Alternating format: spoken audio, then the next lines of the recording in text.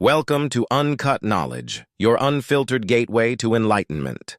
In this video, we delve into the fascinating history of the 13-month calendar, disrupting traditional timekeeping norms and providing a new lens through which we can reimagine the organization of our days. The concept of a 13-month calendar is a fascinating subject that intertwines with the history of timekeeping, astronomy, and cultural practices across various civilizations. The idea of a 13-month calendar is often associated with the lunar cycle. A lunar month, the time it takes for the moon to go through all its phases, new moon to new moon, is approximately 29.5 days long. Therefore, a lunar year, which consists of 12 lunar months, is about 354 days long. This is short of the solar year, which is approximately 365.24 days, the time it takes for the Earth to orbit the Sun. To reconcile this discrepancy, some ancient calendars included a 13th month, also known as an intercalary or leap month, to align the lunar cycle with the solar year.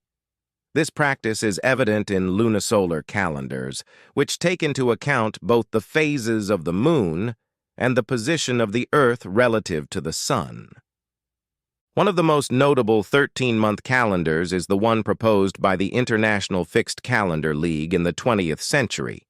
This calendar, also known as the Eastman Plan after George Eastman of Kodak, who supported it, divided the year into 13 months of 28 days each, with 1 or 2 extra days added to make up the solar year. Each month had exactly 4 weeks, which proponents argued would simplify financial calculations and record-keeping. However, the calendar is one that is deeply rooted in ancient wisdom and observation of the cosmos. The Druids, for example, are believed to have used a 13-month calendar based on the lunar cycle, with each month corresponding to a tree that held sacred significance. This calendar was deeply connected to the natural world and the cycles of growth and decay. In the context of Stonehenge and other ancient sites, the number 13 could have astronomical significance. Stonehenge, for instance, has been studied extensively for its astronomical alignments. Some theories suggest that the 19 stones of the inner horseshoe might have been used to predict lunar eclipses, which follow a cycle known as the Metonic cycle, a period of 19 years after which the phases of the moon recur on the same days of the solar year. The 13-month calendar also appears in various mythologies and ancient texts, such as the one you've mentioned from the Kalevala, the Finnish national epic. In this text, the calendar is not only a measure of time, but also a symbol of deeper cosmological beliefs and cultural narratives. The Kalevala speaks of a world where time is cyclical and deeply intertwined with the natural and spiritual realms. Each month in this calendar could represent a different aspect of life or an element of Finnish folklore, reflecting the society's connection to their environment and the passage of time. Moreover, the number 13 itself often holds significant symbolic meaning in many cultures, sometimes associated with transformation, renewal, or even misfortune. In the context of a 13-month calendar, it could represent a complete cycle and balance, as it does in some Mesoamerican and Native American traditions, where the number is considered sacred. In modern times, while the 13-month calendar has not been widely adopted due to the global standardization of the Gregorian calendar, it remains a topic of interest for historians, astronomers, and those who seek to align more closely with natural cycles. It serves as a reminder of the diverse ways in which humanity has sought to understand and measure the passage of time. The exploration of alternative calendars, such as the 13-month calendar, opens a window into the ways humans have sought to harmonize their lives with the rhythms of the cosmos.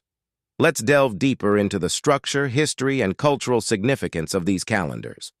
The most common structure for a 13-month calendar is to have 13 months of 28 days each, totaling 364 days. This leaves 1 or 2 days, depending on whether it's a leap year, outside of the regular week structure. often referred to as year days or extra days, which don't belong to any week or month.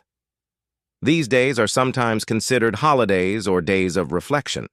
The symmetry of this calendar is one of its most appealing features, with each month having exactly 4 weeks and each week starting on the same weekday. The International Fixed Calendar. As mentioned earlier, this calendar was designed for simplicity and efficiency.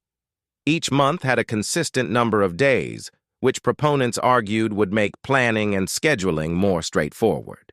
Despite never being officially adopted, it gained some popularity in the early 20th century, with a few businesses experimenting with its use. The Ge'ez calendar. Still in use in Ethiopia, the Ge'ez calendar is a solar calendar that has 12 months of 30 days each, plus a 13th month called Pagum, which has 5 or 6 days depending on whether it's a leap year. This calendar is deeply rooted in the cultural and religious practices of Ethiopia.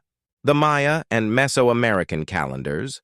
The Maya calendar, known for its complexity, included a 260-day ritual calendar called the Tzolk'in, which intersected with a 365-day solar calendar, the Hab. The Tzolk'in consisted of 13 months of 20 days each. While not a true 13-month solar calendar, it reflects the importance of the number 13 in Mesoamerican culture. The number 13 often holds significant meaning in various cultures. In Mesoamerican traditions, for example, it was associated with time, creation, and the heavens. The Maya and Aztecs had gods associated with the 13 levels of heaven. In these cultures, the interplay between the numbers 13 and 20 was fundamental to understanding their cosmology and organizing their religious ceremonies.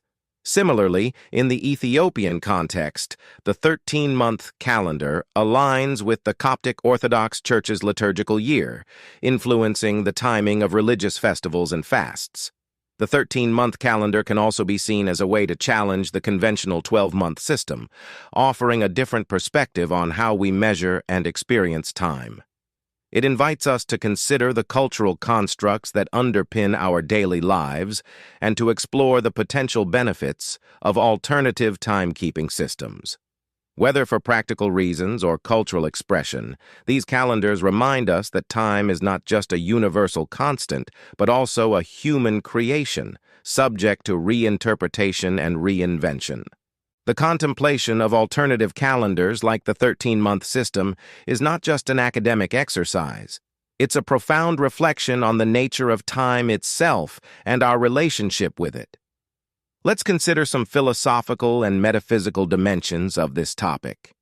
The concept of time has been a subject of philosophical inquiry since ancient times. Philosophers like Augustine pondered the nature of time, questioning its reality and how it relates to our existence.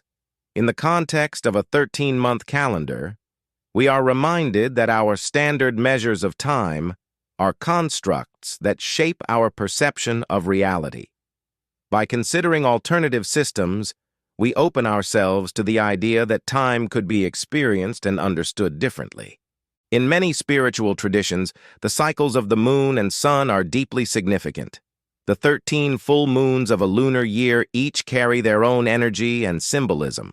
Some spiritual practices might align rituals or meditations with these lunar cycles, using the 13-month calendar as a guide for personal growth and reflection.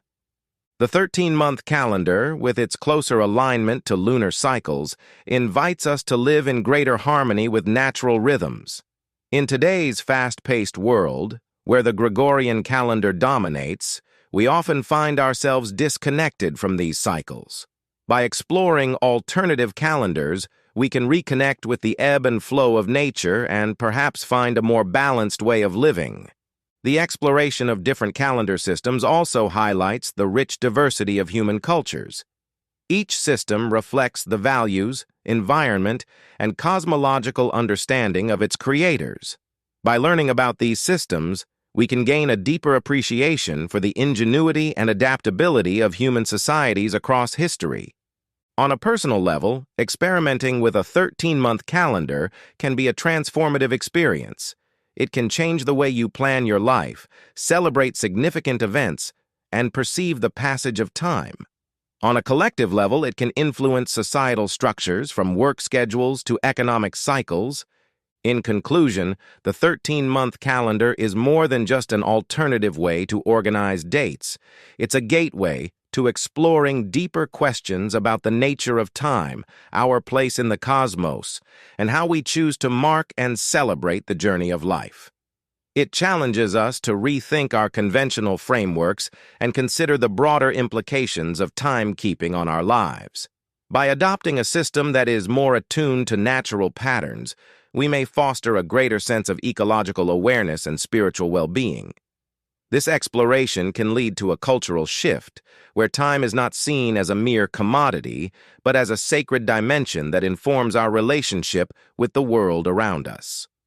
Ultimately, the 13-month calendar serves as a reminder that our standard measures of time are not the only way to understand our place in the universe, and that by embracing alternative perspectives, we can enrich our experience of existence. Thank you for watching. If you enjoyed the journey, don't forget to like, share, and subscribe. Hit the notification bell so you'll know when a new video posts. Peace and love.